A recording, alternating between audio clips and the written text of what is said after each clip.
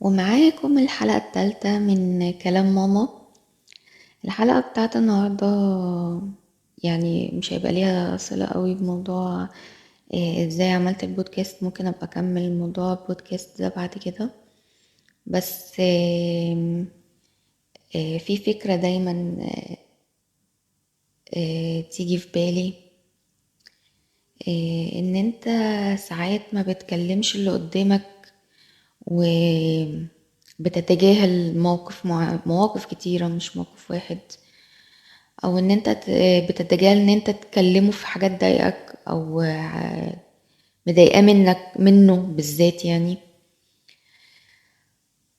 مش عشان انت بقى الشخص ده مش مهم بالنسبة لك، ولا عشان هو مش فارق، لا، عشان هو مش سامع، عشان هو مش فاهم. وان انت مهما اتكلمت انت عامل زي ما يكون اكنك في بحر وغرقان في البحر ده، يعني غرقت تحت كده وعمال تنادي وتتكلم تقول الحقوني الحقوني جوه المية دي، واللي فوق محدش سمعك ومحدش حاسس بيك، لان اصلا مفيش حاجة واصلة. انت صوتك مش واصل اصلا. ف لان انت اتكلمت كتير واللي قدامك اصلا ما عندوش ادنى استعداد انه يتعب نفسه انه يفهمك، وهو مش عايز انه يفهمك، مش فارق معاه انه يفهمك. هو مستسهل كل حاجة، مستسهل الوضع اللي هو فيه، مش عايز يتعب، م- مش عايز يكلف بخاطره ان هو يحاول آه، يطلع من المنطقة اللي هو مرتاح منها دي، لمجرد انه ممكن لو طلع من المنطقة دي والله يلاقي مناطق كتيرة تانية احلى يعني. ف... فكتير كتير كتير جدا احنا بنبطل بقى نكلم ونعاتب اللي قدامنا ونشرح ونحلل ونقول ليه اللي حصل وانت عملت كده وانا كنت عايزاك تعمل كده وانت ما كانش ينفع تعمل كده، لان اللي قدامك اصلا انت ولا اكنك موجود، ولا اكنك موجود. و... وبتبطل بقى خلاص، خلاص. حتى لو كانت معزته في السما، وممكن وتبقى معزته يعني، بس لما يوصلك لنقطة ان انت مهما تتكلم اكنك اتكلمت هو اصلا، يعني بيبصلك آه، اكن واحد فعلا ما بيسمعش، ما بيسمع فعلا. بيبصلك ان انت حد غريب، ان انت حد، ايه اللي انت بتقوله ده اصلا؟ انت النظرات لوحدها كافية ان هي يعني تخليك اصلا لو هتنطق اول كلمة هتروح بلحها يعني. هتتكلم تقول ايه اصلا اللي قدامك؟ نظرة عينه اصلا بتقولك ايه اللي انت بتقوله ده؟ انا مش فاهم انت عايز ايه. وبعد ما تقعد بقى تنحر في نفسك وتقعد تتكلم كتير كتير كتير كتير، يجي مثلا في الاخر يقولك يعني انت عايز ايه؟ اللي هو نعم يعني. اصلا كلمة انت عايز ايه بعد كل اللي انت قلته ده يعني تخليك مش تفكر ألف مرة، هو خليك أصلا ممكن تقطع علاقتك بالشخص يعني. آه، فالموضوع بالذات لما يكون جاي من حد انت المفروض متوقع ان هو اقرب ناس ليك او بتربطك بيه صلة معينة، والخذلان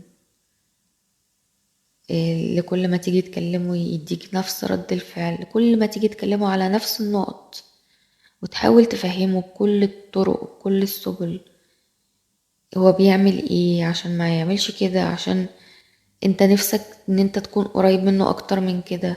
مش واصل له الفكرة، مش واصل له اي حاجة، مش واصل له اي حاجة.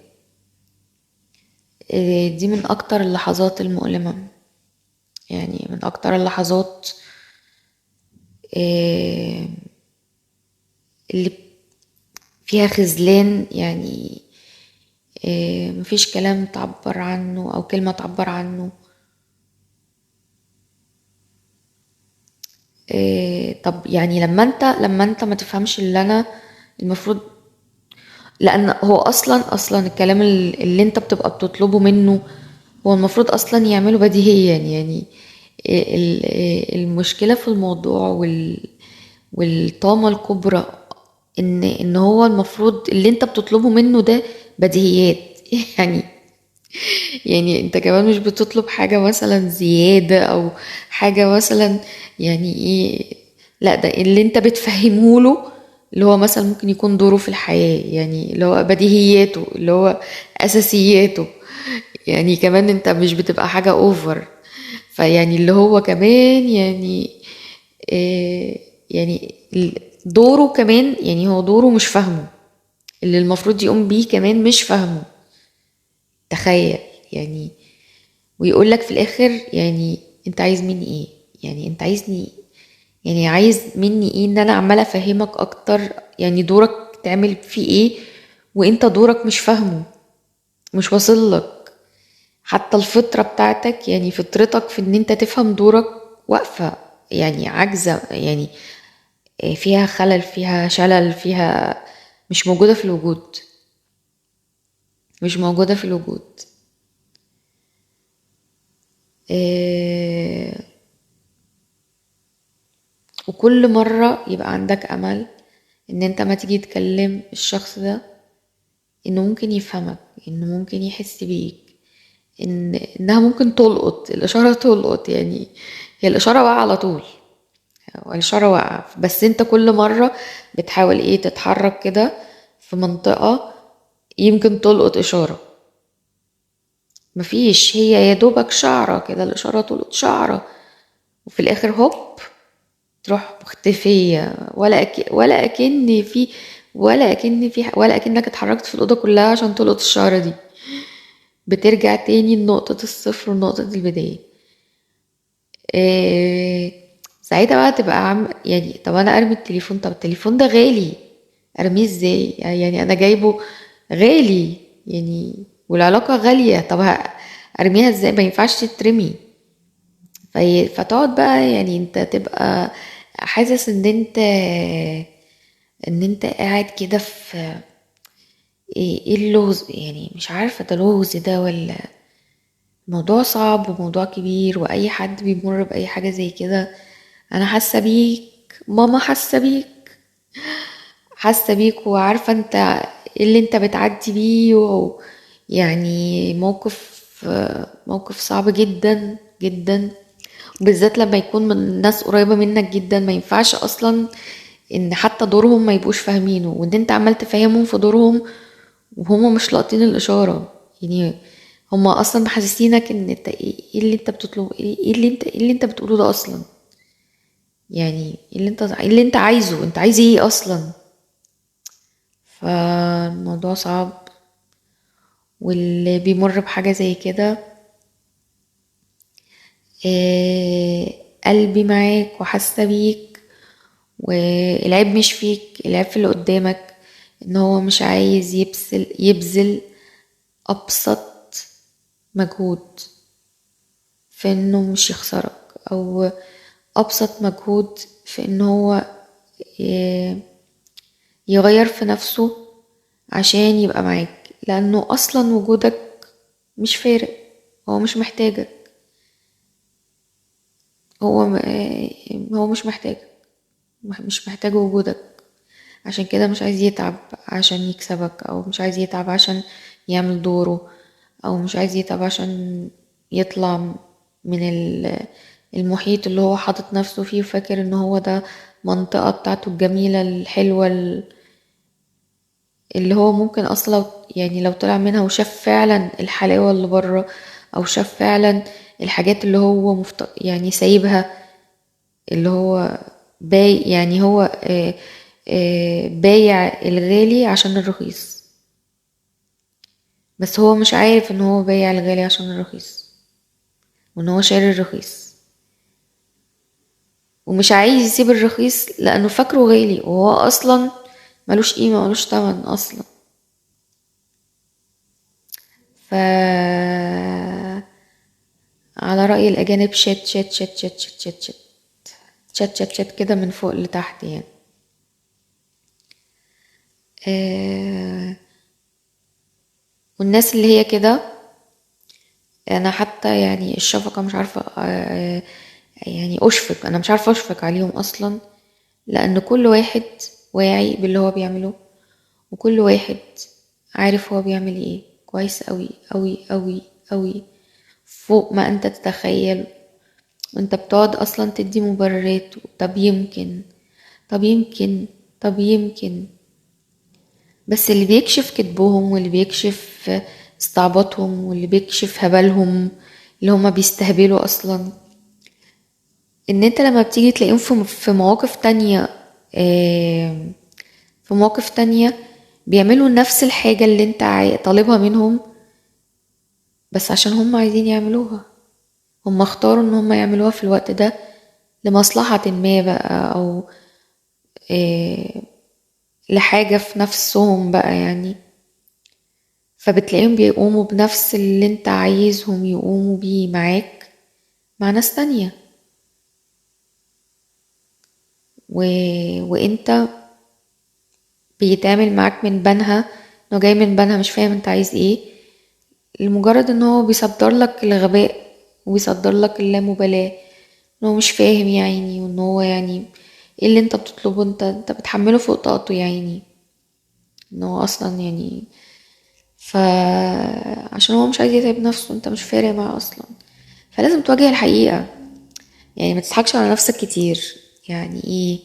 الحقيقة مرة، الحقيقة وحشة، الحقيقة صعبة، الحقيقة صعبة، وفيها كمية خذلان رهيب، و...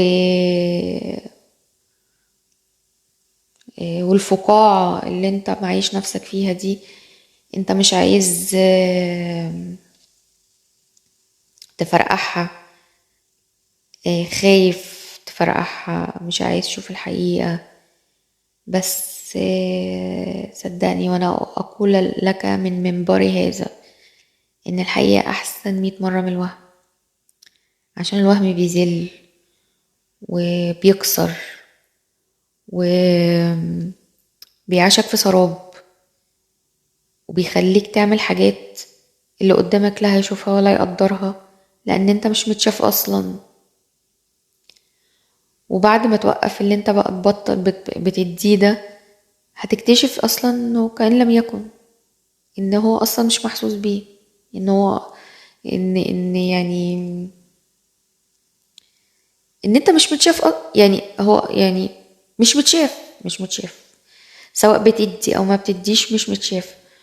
ولما تيجي تقول طب ده انا يعني كذا مثلا، انا يعني انا في حاجات عملتها يعني للشخص ده مثلا، عشان انت بعملها بدافع الحب، وان انت بتسنده، وان انت وانت وانت، في الاخر كله هيطلع بلح، ولا اكن في حاجة، ولا اكن في حاجة. هتذهل، هتذهل والله، هتذهل من الاجابات، هتذهل من الردود، اللي هو تقول يعني انا كنت طافح المر وعامل ده كله وناحي الوبري، وفي الاخر انا يتقال لي الكلام ده. يعني في لحظة كل حاجة ما بتبقاش موجودة. فهتكتشف بقى في الاخر خالص، بعد كمية وقت ضيعته، وكمية صحة وتنازلات ومجهود وتضحية وحاجات كتير، حاجات كتير، حاجات كتير، انه ولا حاجة، ولا حاجة. وان انت حتى بعد ما هتوقف اللي انت بتعمله، الدنيا ماشية والناس ماشية، و انت مادام انت كنت مغفل بقى وبتدي، ما تجيش بقى تطالب بعد كده، لان انت اصلا يعني انت اديت، واللي قدامك مش حاسس اصلا ان انت بتدي، ولا شايفك وان انت بتدي او ان انت بتعمل حاجة اصلا. وممكن يكون شايفه مطنش عادي، ولا فارق معاه، حاسس ان واجبك اصلا ان انت تعمل كده.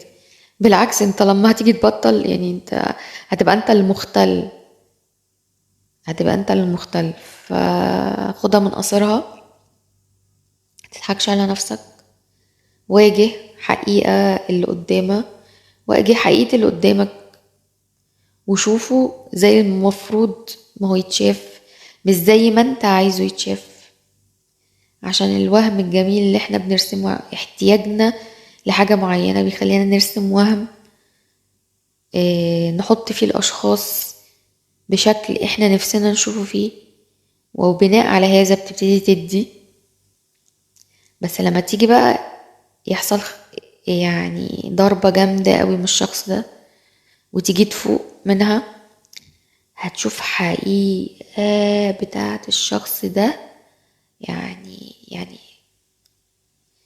انت هتقول وانا كنت بعمل كده ازاي؟ يعني انا كنت بعمل كده ازاي؟ ومهما حاولت تفهم، ومهما حاولت توصل وجهة نظرك، ومهما حاولت تشرح، انت بص، اول ما تلاقي نفسك كده افتكر ان انت جوه مية، غرقان في المحيط، غرقان في البحر، وعمال تتكلم. هل وانت غرقان في البحر وعمال تتكلم هتتسمع؟